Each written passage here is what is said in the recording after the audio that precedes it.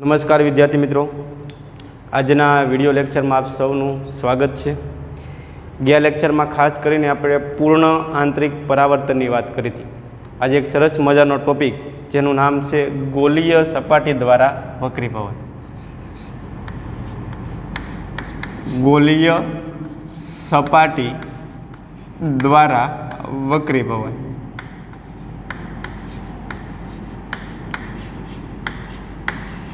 આની પહેલાં આપણે જે ભણ્યા હતા ને એ સમતલ સપાટી દ્વારા વક્રીભવન ભણ્યા હતા. હું તમને યાદ કરાવી દઉં કે આ સમતલ સપાટી હતી. અહીંયા આપણે લંબ દોર્યો હતો, અહીંયા પ્રકાશનું કિરણ આપાત કર્યું હતું ને અહીંયા એનું વક્રીભવન થયું હતું. તો આ જે સપાટી હતી ને એ સમતલ સપાટી હતી. હવે જે આપણે સમજવાનું છે ને એ ગોલીય સપાટી માટે સમજવાનું છે. તો પહેલાં તમને ગોલીય સપાટી સમજવી પડશે કે ગોલીય સપાટી કઈ રીતે બનાવવામાં આવે. તો તમારે શું કરવાનું, કાચનો ગોળો લેવાનો, નક્કર ગોળો, એટલે આની અંદર છે હવા નહીં હોય, અહીંયા કાચ જ હશે. ટૂંકમાં પારદર્શક કાચનો એક તમારે ગોળો લઈ લેવાનો. આ ગોળાનું કેન્દ્ર થઈ ગયું સી, અહીં ક્યાંય ઊંધીનું અંતર આર છે. હવે ગોલીય સપાટી બનાવવા માટે તમારે શું કરવાનું, ઉપરથી તમારે કટ કરી નાખવાનું અહીંથી. તો આ ઉપરનો ભાગ કટ કરી નાખો અને તમારે નીચેથી કટ કરી નાખવાનું અને આ સાઈડમાંથી કટ કરી નાખો. એટલે એક સરસ મજાની આવી સપાટી મળશે તમને.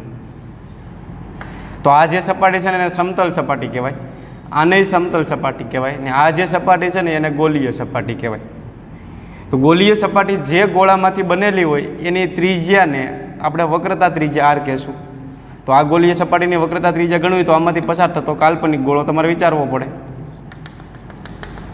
તો આ એની વક્રતા ત્રિજ્યા આર થઈ ગઈ. આ જે કેન્દ્ર છે અને એનું વક્રતા કેન્દ્ર કહેવાય. એક બીજી ગોલીય સપાટી હું અહીંયા બતાવું આમ.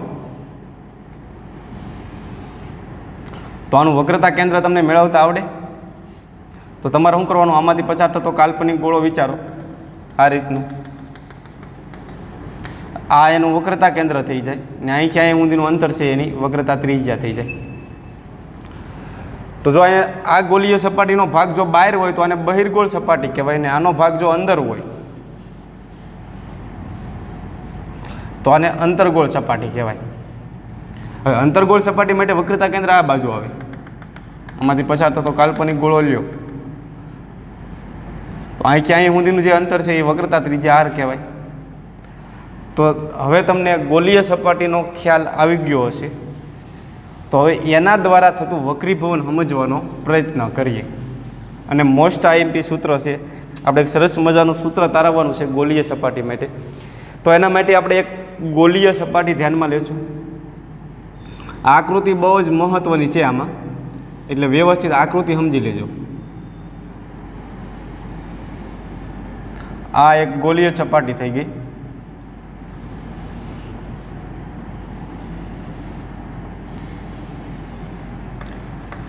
આની અંદર શું હશે તો કાચ હશે. ખાસ ધ્યાન રાખજો, આ ભૂલ થવી જોઈએ નહીં.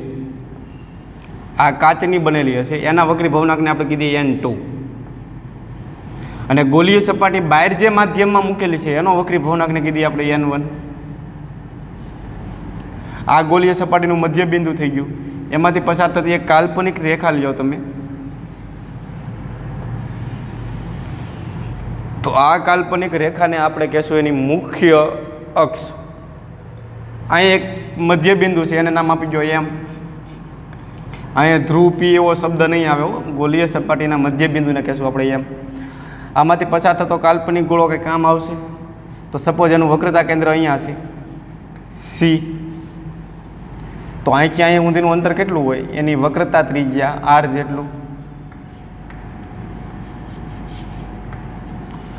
હવે સીમાંથી આપણે સપાટી ઉપર લંબ દોરી નાખીએ.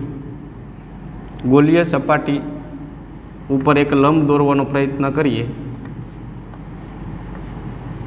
ડોટેજ લાઈન દ્વારા એને બતાવીએ. તો આ સપાટીએ દોરેલો લંબ થઈ ગયો. અહીંયા લંબ રૂપે આપાત થતું હશે વિચારીએ. ઓકે, હવે ગોલીય સપાટીના મધ્ય બિંદુથી આપણે યુ જેટલા અંતરે એક બિંદુવત વસ્તુ મૂકવાની છે. આ વસ્તુ ઓ છે. મધ્ય બિંદુથી આ વસ્તુનું જે અંતર છે એને આપણે કહેશું વસ્તુ અંતર. વસ્તુ અંતરને શેના વડે દર્શાવીએ છીએ તો કે યુ વડે. ઓકે, હવે આ વસ્તુ છે એનું આપણે પ્રતિબિંબ મેળવવાનું છે, અને એના તમને બે નિયમો ખબર જ હશે કે પ્રતિબિંબ મેળવવા માટે ઓછામાં ઓછા 2 કિરણોની જરૂર પડે, બરાબર ને? તો એક કિરણ ધ્યાનમાં લઈએ આપણે. આ વસ્તુમાંથી આવતું એક પ્રકાશનું કિરણ સીધું સપાટી ઉપર આપાત કરો, બરાબર ને? આ સપાટીએ દોરેલો લંબ, તો આપાત કિરણ થઈ ગયું. આપાત કિરણે લંબ સાથે બનાવેલા ખૂણાને આપણે આપાત કોણ કહીએ? તો અહીંયા અત્યારે આય જેટલા ખૂણે આપાત કરશું. ને તમને ખબર છે કે પ્રકાશનું કિરણ અત્યારે પાતળા માધ્યમમાંથી ઘટ માધ્યમમાં દાખલ થાય તો કઈ બાજુ જવાનું? તો કે લંબ તરફ વળશે. આ કિરણ આમ સીધું જતું હતું, વક્રીભવનને લીધે લંબ તરફ વળશે, અને વક્રીભૂત કિરણ છે એ વક્રીભવન પામીને અહીંયા સુધી પહોંચે. આમ આગળ જવાનું જ છે એવું. તો આ એક કિરણનો વહીવટ પૂરો થયો. પ્રતિબિંબ મેળવવા માટે ઓછામાં ઓછા કેટલા કિરણોની જરૂર પડે? 2. તો બીજું કિરણ ફરીવાર પાછું ઓમાંથી કાઢો, ને આવડું આ કિરણ છે આ સીધું જવા દો, તો અત્યારે સપાટીને લંબ રૂપે આપાત થાય. લંબ રૂપે આપાત થાય એટલે એનું વક્રીભવન થશે, અને એટલે આ કિરણ સીધું જતું રહેશે. તો કોઈ વસ્તુમાંથી આવતા પ્રકાશના કિરણો અત્યારે વક્રીભવન પામી જે બિંદુએ ભેગા થઈને એ બિંદુને પહેલા બિંદુનું પ્રતિબિંબ કહેવાય. પ્રતિબિંબને અંગ્રેજીમાં ઇમેજ કહેવાય, એટલે આપણે એને આઈ વડે દર્શાવશું. અહીંયા હકીકતમાં કિરણો ભેગા થાય એટલે આ પ્રતિબિંબ વાસ્તવિક હશે, એ ખાસ ધ્યાન રાખજો. તો વસ્તુ ઓનું પ્રતિબિંબ ક્યાં મળે? તો કે આ સ્થાને. અને પ્રતિબિંબના એમથી જે કાંઈ અંતર છે એને આપણે પ્રતિબિંબ અંતર વી કહી દઈએ. લ્યો, તો આટલી આકૃતિ ક્લિયર થઈ કે નહીં? આવડો આ જે ખૂણો હશે એને કહેશું આપણે વક્રીભૂત કોણ. વક્રીભૂત કિરણે લંબ સાથે બનાવેલો ખૂણો એને શેના વડે દર્શાવાય? તો કે આર વડે. તો થોડાક વાક્ય લખી નાખીએ કે આકૃતિમાં દર્શાવ્યા પ્રમાણે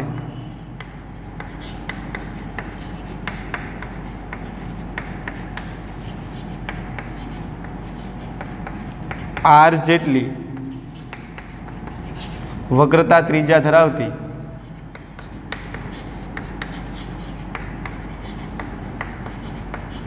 ગોલીય સપાટીથી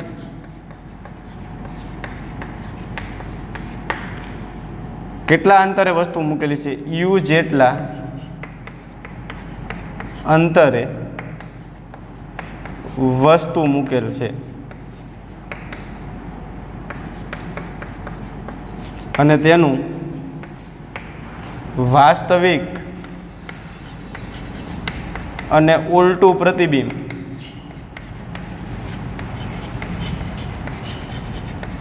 સપાટીથી કેટલા અંતરે મળે છે? તમને દેખાય છે વી જેટલા અંતરે મળે છે.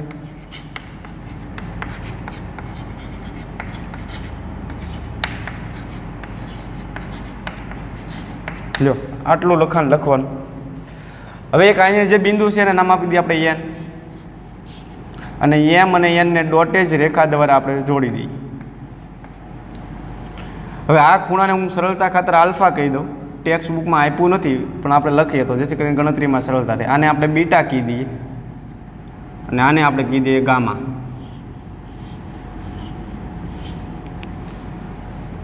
બરાબર. તો આપણે એક સરસ મજાનો સૂત્ર મેળવવાનું છે. N1 N2 U V અને R આ પાંચેય વચ્ચેનો સંબંધ દર્શાવતું એક સૂત્ર તારવવાનું છે. તો એના માટે આગળ વધીએ. તો આમાં 3 કાટકોણ ત્રિકોણ તમને દેખાય છે. એક આવડો આ, એક, પછી આ બીજો, 2 અને એક ત્રીજો આ. તો ત્રણનો વહીવટ કરીએ. તો પહેલાં આ કાટકોણ ત્રિકોણનો વહીવટ કરીએ કે ત્રિકોણ કયો છે મને કહેશો? O N M. તો ત્રિકોણ O N M માટે આપણે tan આલ્ફા એપ્લાય કરવાનું છે. તો tan થીટા શું કહે છે મને કહેશો? સામેની બાજુ છેદમાં પાસેની બાજુ. પણ કોની? તો કે આલ્ફાની. તો આલ્ફાની સામેની બાજુ શું છે? mn, અને પાસેની બાજુ શું થશે? ઓમ. તો લખો mn ના છેદમાં ઓમ નમઃ શિવાય, એટલે કે ઓમ. હવે આની પહેલાં હું વારંવાર વાત કરી ગયો કે નાનો ખૂણો હોય તો tan theta is nearly equal two theta થાય. તો tan alpha is nearly equal to શું થાય? અહીંયા થીટા હોય તો થીટા આવે ને અહીંયા આલ્ફા હોય તો આલ્ફા આવશે. તો નાના ખૂણા માટે ten alpha is nearly equal to alpha થાય કે નહીં, એટલે ડાયરેક્ટ લખીએ કે અહીં અથવા તો માટે alpha is nearly equal to શું થાય કયો એમએનના છેદમાં ઓએમ. હવે આલ્ફાની બરાબર તમે શું લખી શકો, આલ્ફા એટલે આ ખૂણો, તો આ ખૂણો એટલે કયો એન ઓ એમ લખાય ને, આલ્ફા ભણવાના તમે શું લખી શકો એન ઓ એમ. બીજી ભાષામાં આમ કહીએ તો આ લખે નહીં, ખૂણો એન ઓ એમ બરાબર શું થાય વચ્ચેનો ખૂણો જોવાનો એ ઓ કેટલો છે તો કે આલ્ફા. તો આલ્ફા બરાબર તમે શું લખી શકો ખૂણો એન ઓ એમ. તો આલ્ફા ભળવાના તમે લખી શકો કે આલ્ફા કયો ખૂણો છે તો કે ખૂણો એન ઓ એમ બરાબર ને. નિયરલી પલટો કેટલા આવશે એમએનના છેદમાં ઓ એમ. સમીકરણ નંબર 1 આપી દો. અને હવે એની બાજુનો પાડોશી કાટકોણ ત્રિકોણ ધ્યાનમાં લ્યો. આનો વહીવટ પૂરો થઈ ગયો. હવે આ ત્રિકોણની વાત કરશું આપણે. દેખાય કયો આવશે એમ એન સી અથવા સી એમ એન, તમે કોઈ પણ લખી શકો. આપણે આમ લખીએ એન સી એમ ત્રિકોણ એન સી એમ માટે. તો ત્યાં ટેન બીટા એપ્લાય કરો. તો ten beta is equal to શું થશે મને કહેશો?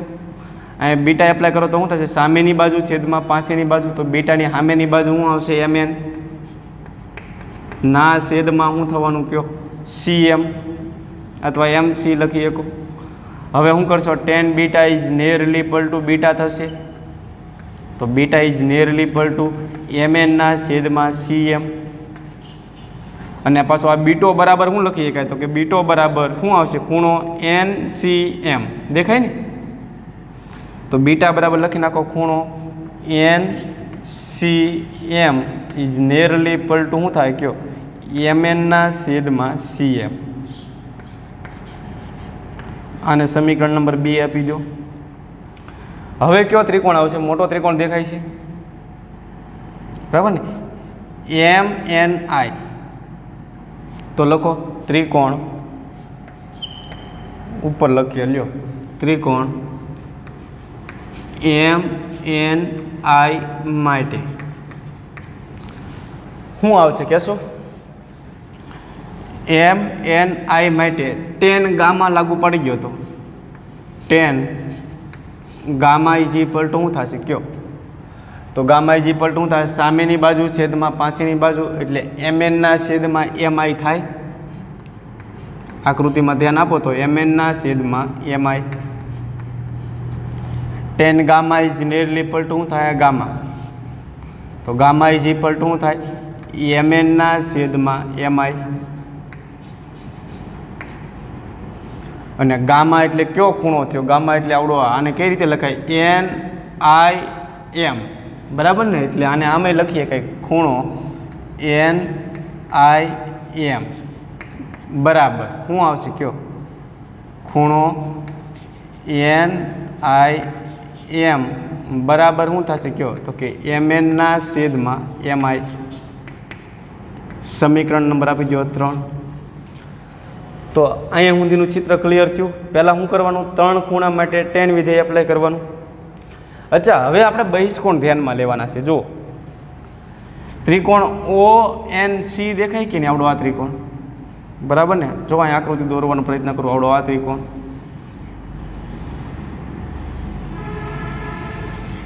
તો આનો બહિષ્કોણ આ થયો અને બહિષ્કોણ ઇઝ ઇક્વલ ટુ શું થાય અંદરના બે ખૂણાનો સરવાળો એટલે આઈ ઇઝ ઇક્વલ ટુ શું આવશે આલ્ફા પ્લસ બીટા. એટલે લખો ત્રિકોણ કયો આવશે ઓ એન સી માટે બહિષ્કોણ આઈ બરાબર શું લખી શકાય મને કહેશો આલ્ફા પ્લસ બીટા. તો આઈ ના આઈ આલ્ફા ભાળવાના તમે શું લખી શકો સમીકરણ નંબર 1 દેખાય છે બરાબર ને. આલ્ફા બરાબર તમે આમે લખી શકો કે નહીં ધ્યાન આપજો. અહીંયા હું ડાયરેક્ટ કિંમત મૂકી દઉં. જો આલ્ફા ભાળવાના તમે શું લખી શકો એમ એન ઓમ બરાબર ને એમ એન ના છેદમાં ઓમ. અને જો ટેક્સ્ટ બુક મુજબ હાલવું હોય તો એક સ્ટેપ કરીએ આપણે. જો હોય આલ્ફા બરાબર શું થાય તો કે આવડો આ ખૂણો NOM લખીએ, બરાબર ને. ખૂણો આલ્ફા એટલે શું હશે? ખૂણો NOM. અને બીટા ઇઝ ઇક્વલ ટુ શું થશે કયો? તો ખૂણો NCM થશે. તો ખૂણો NCM, તો I ના I. ખૂણો NOM બરાબર તમારી પાસે હાજર છે. ખૂણો NOM પહેલું જ સમીકરણ MN ના છેદમાં ઓમ,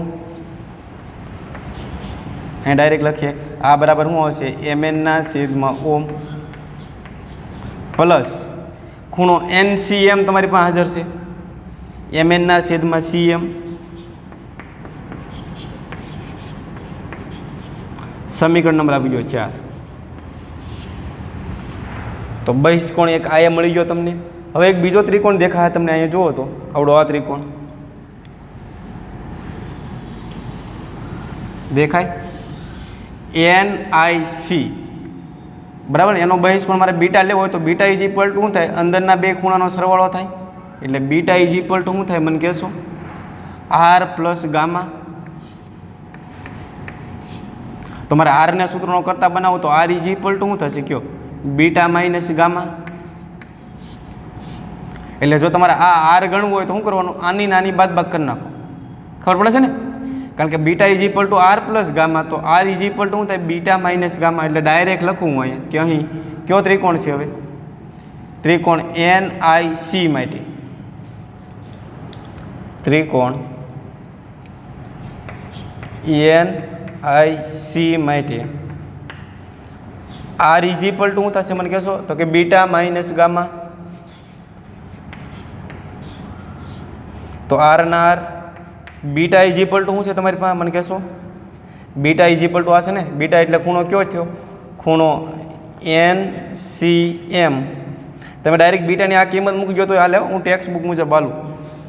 ખૂણો બીટા ઇઝ ઇક્વલ ટુ શું થાય? NCM. અને ગામા ઇઝ ઇક્વલ ટુ શું છે? આ રહ્યો ખૂણો NIM. તો NCM અને NIM ની કિંમત મૂકી દો.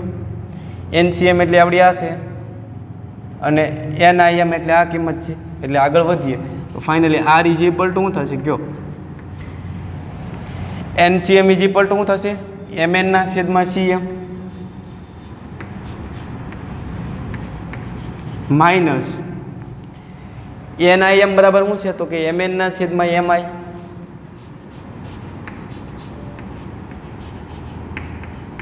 લ્યો આને સમીકરણ નંબર આપી દો 5, બરાબર. તો પહેલાં શું કરવાનું? તેને ત્રિકોણ માટે ટેન વિધેય એપ્લાય કરવાનું, પછી I ગણવાનો, R ગણવાનો. અહીં સુધીનું ચિત્ર ક્લિયર થયું કે નહીં? ને હવે છેલ્લો ભાગ N બિંદુએ સ્નેલનો નિયમ લાગુ પડી ગયો. તો N બિંદુએ સ્નેલના નિયમ મુજબ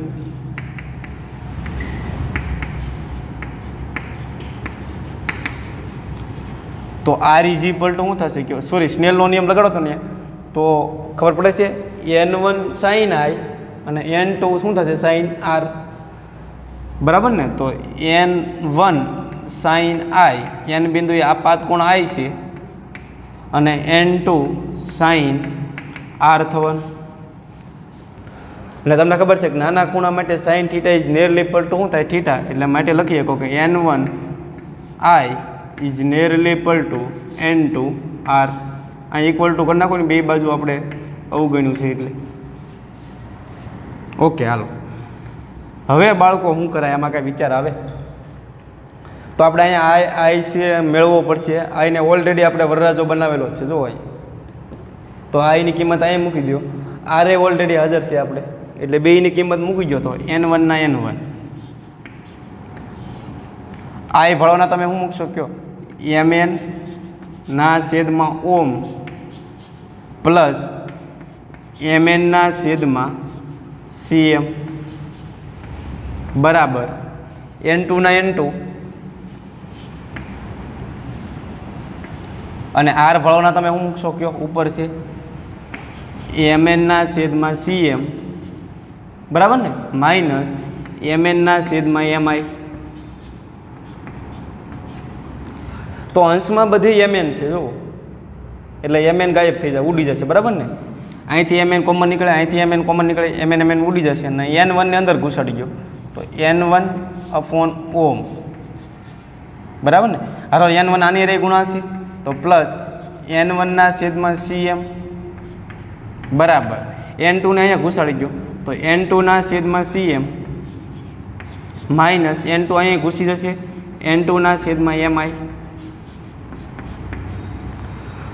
હવે પાછો વિચાર આવે કે હવે અહીંથી શું કરવું, તો બધા ચીફ મિનિસ્ટરને ભેગા કરાય, એટલે કે CM ને બધા ભેગા કરી દો. તો CM ને એક બાજુ રાખો, બાકીના પદને આ બાજુ રાખો. તો n1/ઓમ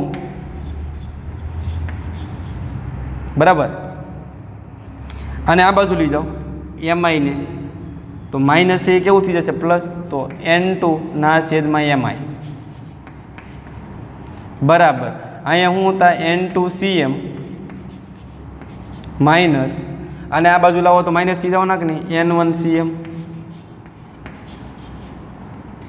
હવે બધી કિંમત તમારે મૂકતી જવાની છે. હવે તમને ખબર છે કે ઓમ બરાબર કેટલા થાય કયો?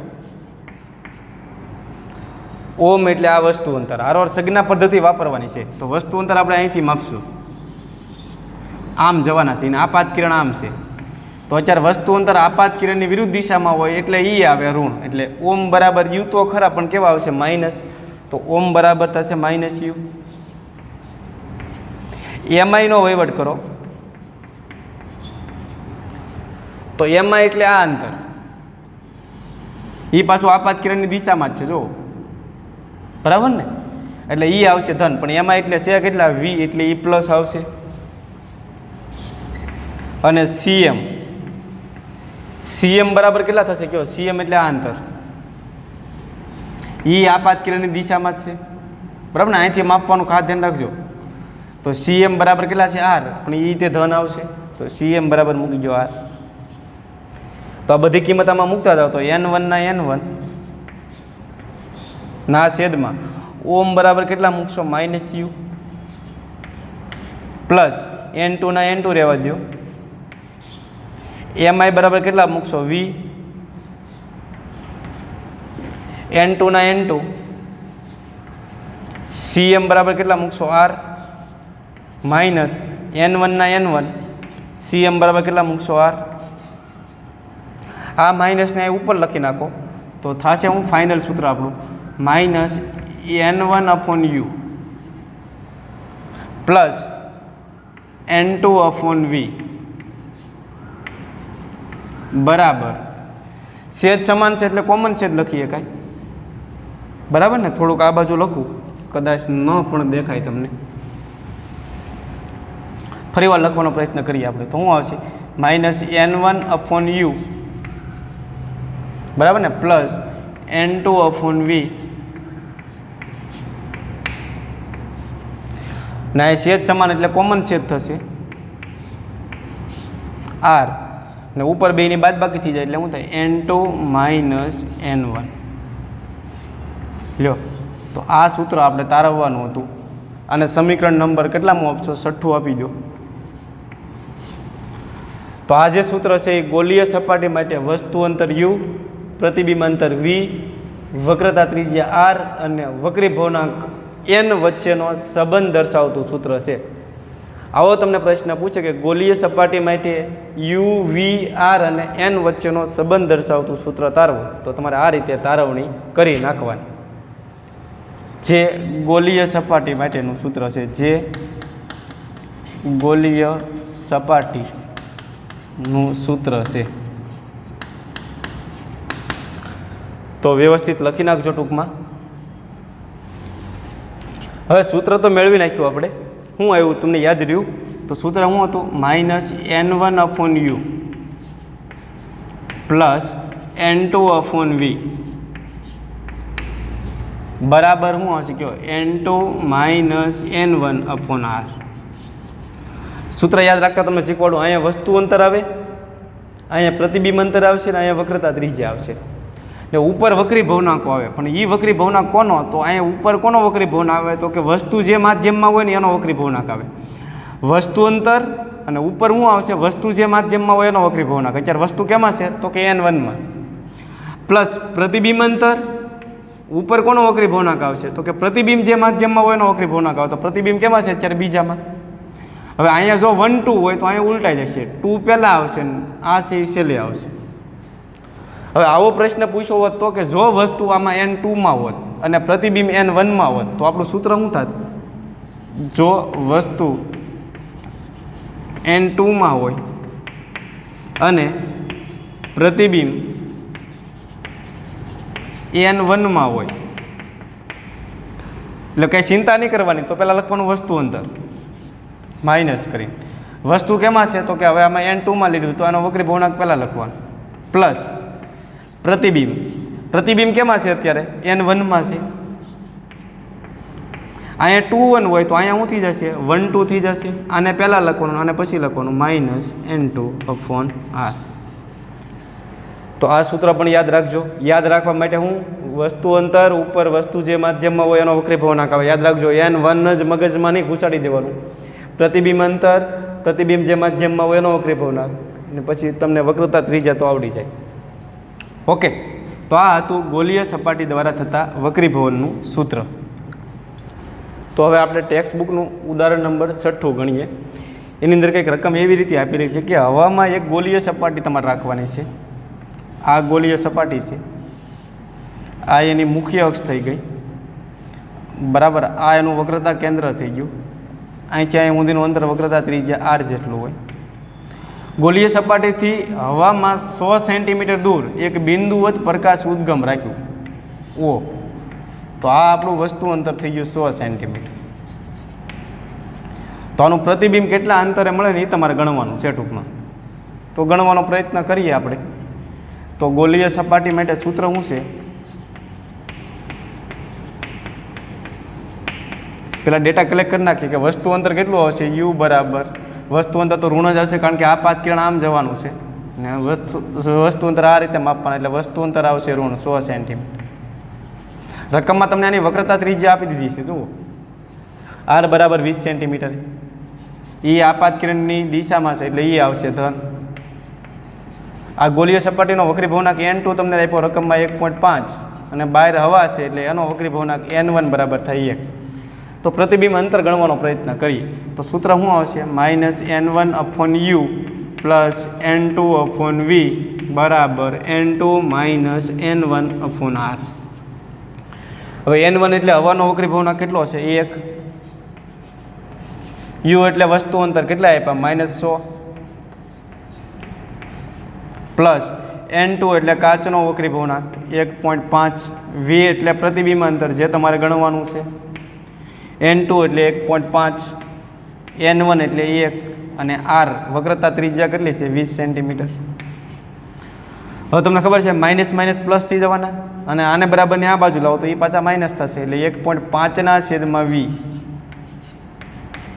આ 1.5માંથી 1 બાદ કરશો એટલે 0.5 આવશે ના છેદમાં 20 માઇનસ અને આ બાજુ લઈ જાઓ તો 1/100 થવાના, બરાબર. આને આને ગુણો અને આને ગુણો, આ બંને ગુણાઈ જશે એટલે ફાઇનલી શું થશે? 1.5/v.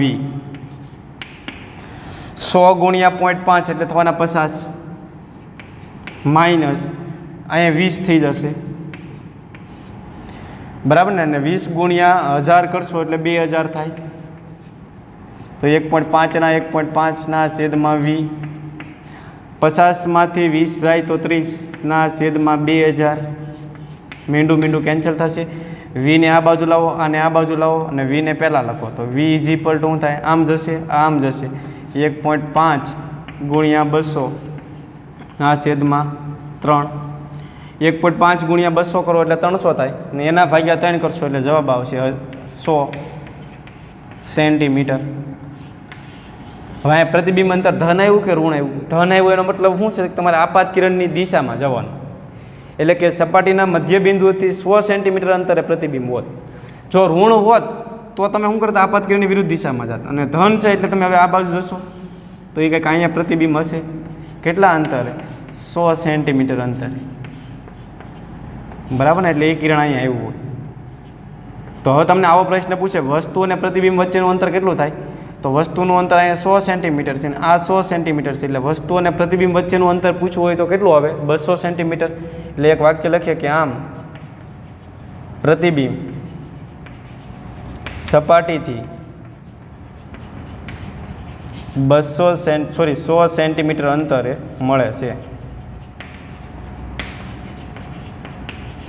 તો મિત્રો આ હતું તમારું ઉદાહરણ નંબર 6.